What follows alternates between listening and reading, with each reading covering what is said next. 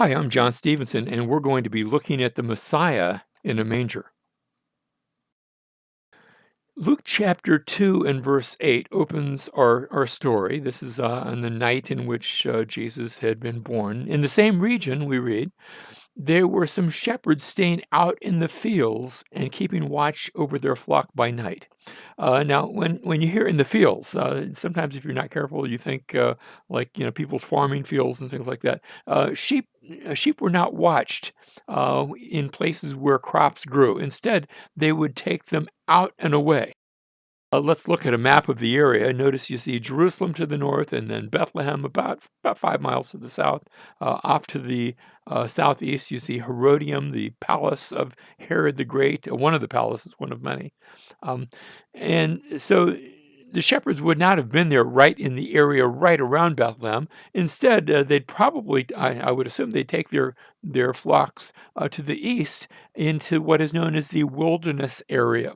That wilderness area doesn't have farms as the land slopes down toward the Dead Sea. It gets lower and lower the further east you go, and that's a barren area. But that's also the area where shepherds often take their sheep, so that the sheep won't try to eat somebody's crop, and no farmer wants to see his crop get eaten by sheep. He wants to raise the crop for himself.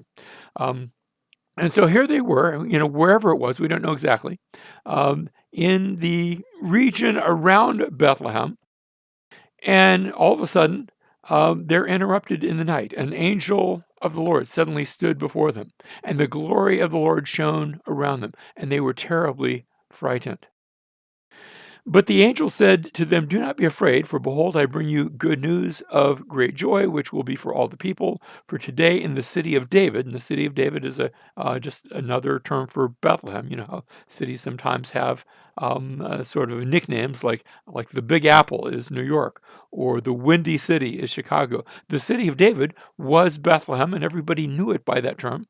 Today in the city of David, there has been born for you a Savior who is Christ the Lord. And of course, the word Christ, remember, that's just the Greek rendition of the Hebrew term Messiah, Messiah the Lord. This will be a sign for you.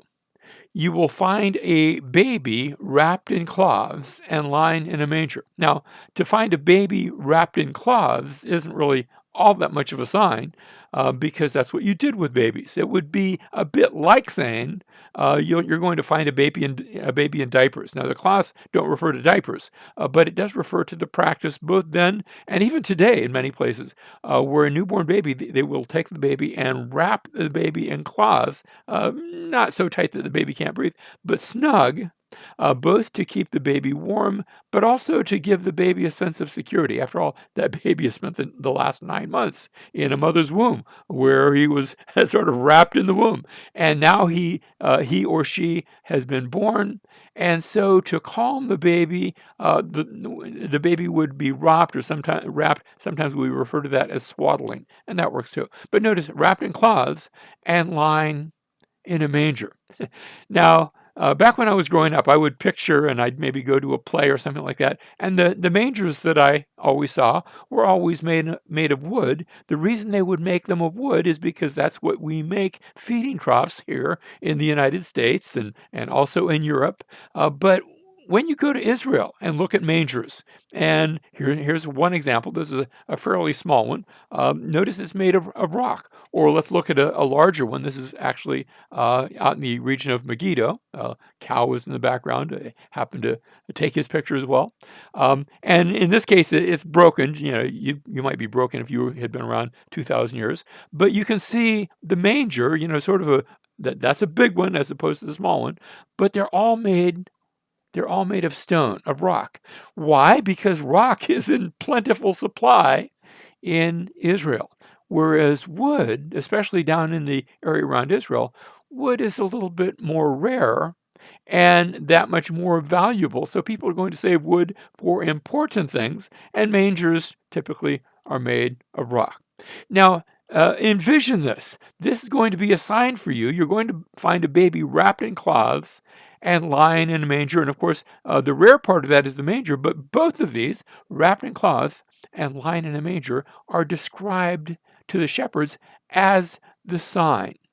And signs have a way of pointing to something, and I think perhaps this one does as well.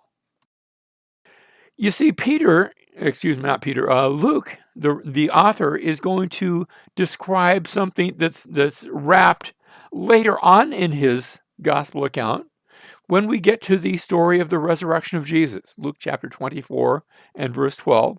We read, but Peter got up and ran to the tomb. This is after it had been reported to him that the tomb was empty. The women had come to the tomb and they had seen some things, and they came back and reported to Peter. And he got up and ran to the tomb, stooping and looking in. He saw the linen wrappings. It almost reminds you of the wrappings that we saw back in Luke chapter 2, where the child was wrapped. But that's not all. Notice, he saw the linen wrappings only, and he went away to his home, marveling at what had happened.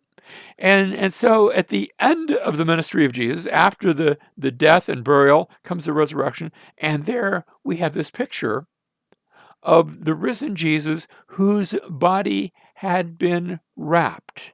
And perhaps it's this that gives us pause and makes us think of what kind of sign this was.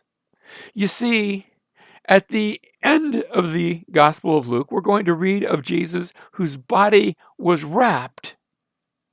But here at the beginning also, as a newborn baby, his body was wrapped and he was placed upon, well, frankly, what would be described as a stone slab, as if to give perhaps a foreshadowing of what was to come. That is, it might be that the manner of his birth and being wrapped and placed in a manger, that those instances foreshadowed what would eventually take place at and after his death, his burial, and his resurrection. And so we have a contrast between these two passages. In the birth narrative, we have the announcement of the angels.